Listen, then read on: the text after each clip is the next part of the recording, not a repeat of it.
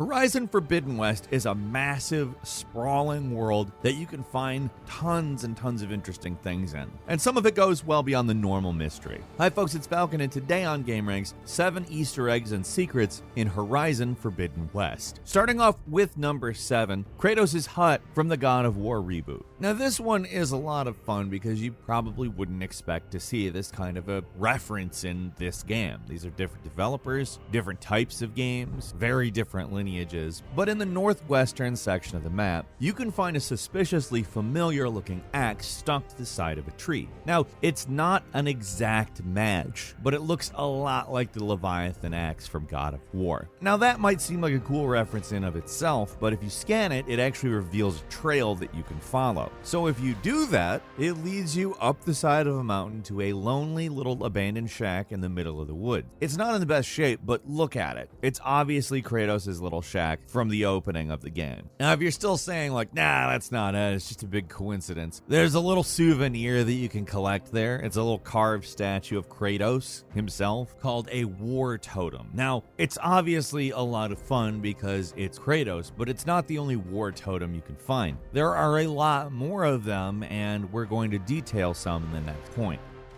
So at number 6, the other war totems. So there's actually 2 more of these war totems out there. One looks like Brock and Sindri, the squabbling dwarf brothers, and another that's Atreus, Kratos' son. So the one with the dwarves on it is called the Totem of Brotherhood, and it's probably the one that most players are going to find first. It's located in the southern part of No Man's Land, and again involves a little trail you can follow. This time you'll find a wide maw with a hammer stuck in it, and that takes you to the resting place of the associated war totem. The third and final totem is found pretty far west, which, given the title of the game, sounds as though it may be forbidden to get, but once you find a spot with training targets that have arrows stuck in them, you basically do the same thing that you found the other 2 with, and it gives you a trail, which takes you to the Atreus artifact. If you collect all 3 of these war totems, you unlock the Mark of War face paint, which, no surprise, is white with a red mark through the eye. So basically, if you want to give Aloy a little bit more of an old school Kratos energy, this is a pretty simple Easter egg, and it's a good way to do it.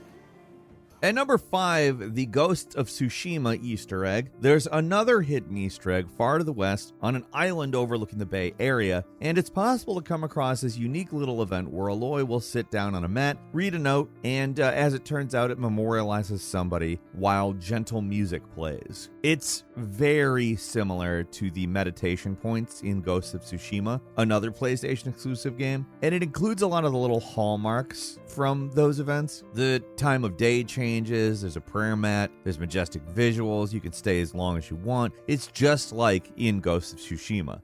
We actually do know who's being memorialized here. It says in the credits, in loving memory of Patrick Munich, who was Guerrilla Games' lead producer for 8 years before he passed away in 2019 at the age of 44 years old. That is way too young to go. Munich had been with Guerrilla since 2011 when he originally got the job working on some Killzone DLC. They obviously really liked the work because they had him serve as producer on both Killzone Shadowfall and on the first Horizon game, Zero Dawn. Now I'm sure there'll be a lot of fans who don't even notice that happened and just think it's a tribute to Ghost of Tsushima, but no, there is purpose behind this one. It's just a sad thing that happened a couple of years ago, and a team of people that really liked this guy wanted to memorialize him.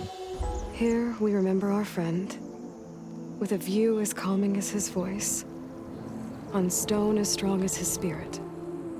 He was not just our rock, he was our oak, sturdy and stoic. And number 4 is a Killzone Gun, which before Horizon, Guerrilla Games' big claim to fame was Killzone. So it should come as no surprise that there would be at least one reference to that series hidden somewhere in here. This one appears fairly early, actually, inside the secure banker during the Death's Door main quest mission. Right after getting the igniter and clearing out the red crystals, you enter the security corridor with a guard station right next to it. If you look inside, you'll see something familiar. The LSR-44 Spore, the main guy's gun from Killzone Shadowfall. all. What really gives it away are the diagonal lines running up the side of the barrel. It looks pretty much identical. It might even be the same model, honestly. Or if not, similar to or maybe built out of the original. It was kind of the main gun in that game, during the campaign at least. Like, you couldn't even unequip it, but it was a pretty good all-around weapon, so it wasn't bad to stick with it. There are some helmets on a rack above the guns too, but they don't really look familiar to me. Looking through the various helmets in the Killzone series, this looks new, or at least heavily modified. Still, the gun itself's a pretty cool callback, even if it is for a game that's sort of the black sheep of the Killzone franchise.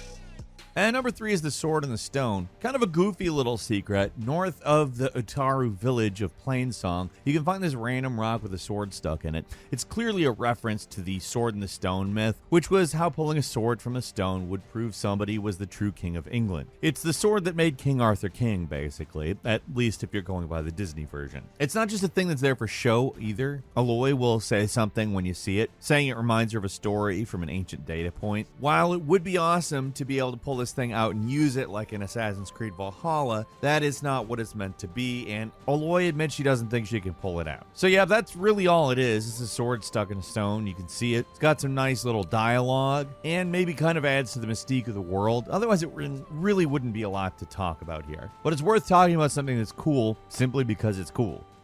And number 2, there's actually real-world locations in this game. One thing that's easy to forget about the Horizon games is that they take place in the future of our planet, and places you're traveling through are or were actual locations in the United States. The first game, Zero Dawn, had its fair share of landmarks, but they're mostly natural ones. With the game being set in the states of Utah, Wyoming, and Colorado primarily, there's not really a lot out there but national parks, which is, to be fair, a lot of very beautiful terrain. But in Forbidden West, we end up seeing a lot more ruins and signs of leftover civilization, which gives the game a lot more opportunities to put in ancient and ruined versions of some famous landmarks from the present, starting with the biggest ones like the Golden Gate Bridge and the Palace of Fine Art in San Francisco. Both of these famous locations appear, though the palace is sunk underwater in the world of Horizon. Its distinct dome, however, is still very visible and intact. The Golden Gate Bridge is definitely worse for wear, but if there's any landmark in this game people will recognize it's that one.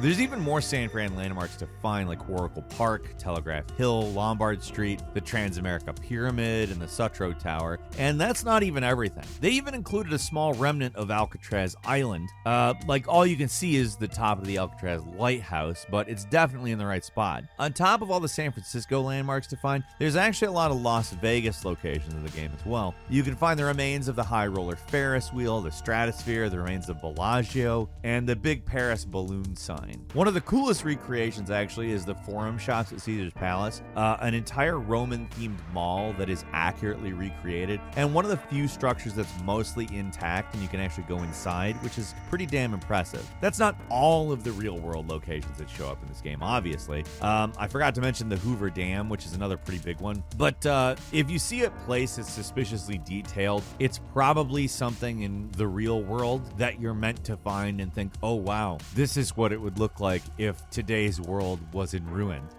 And at number 1, there is Gildan's Note, a kind of minor little Easter egg that's a cute callback to the Frozen Wilds DLC from Horizon Zero Dawn. If you take the side quest The Burning Blooms to help out Aloy's friend Talana, you can find this little note left near the collapsed tunnel that you find after dealing with the Shell Snapper that Aloy will actually comment on. The note, called A Damn Shame, talks about how they went on a dam-busting delve, but apparently were unable. It probably doesn't seem like much at first glance, but it's actually a note written by the character Gildan, a guy you meet in the Waterlog quest in the Frozen Wilds expansion. He's a minor but a pretty memorable character, so it's fun to see a callback for him here. But probably the most curious thing about this note is where he plans on going next. Having given up on going west, he resolves to travel south to a place called the Burning Shores. So what we first find Gildan in the Frozen Wilds is in the north, and now he's going to a place called the Burning Shores in the south. Is this a clue to a possible DLC location, or is it just a little joke? I don't know. Could go either way. but for now, we don't know. Also got some bonus for you here. The mysterious numbers is specifically what I want to talk about. The numbers, I'm not going to read them all out. That'd be very boring. But they're along the lines of like 12, 7, 25, 11, 65, 1, 51, 11, 1, like combinations of numbers. There's a lot of them, by the way. You're welcome for not reading them out loud. The final entry is a bit of a cheat, though, because it's really only half Easter egg. But we've hit a brick wall here, and there's really not a lot of information about this online as far as we can tell. Over by the tunnel where a Gildan's note is found, if you follow the road, you can find this strange scroll left on a random car. On it have a bunch of numbers that are arranged in a sequence, and the note itself is simply called the mysterious numbers. Looking at the note, it's obvious that it's supposed to be some kind of cipher. Each number is probably a letter, and the slash separates the numbers while the dash separates words. So it's probably some kind of sentence, but it's definitely not an A1Z26 cipher, as the numbers go a lot higher than 26, and the formatting is different from most numerical ciphers we know about. We're hardly experts on this type of stuff, though. I'm sure there's probably some ARG obsessed people who can solve this one in a second, but for now, we are clueless on it. If you find anything, leave it in the comments. In fact, that's all for today, so if you enjoyed this video, click like. If you're not subscribed, now's a great time to do so. We upload brand new videos every day of the week. Best way to see them first is, of course, a subscription, so click subscribe. Don't forget to enable all notifications, and as always, thank you very much for watching this video. I'm Falcon. You can follow me on Twitter at Falcon the Hero. We'll see you next time right here on Gameranx.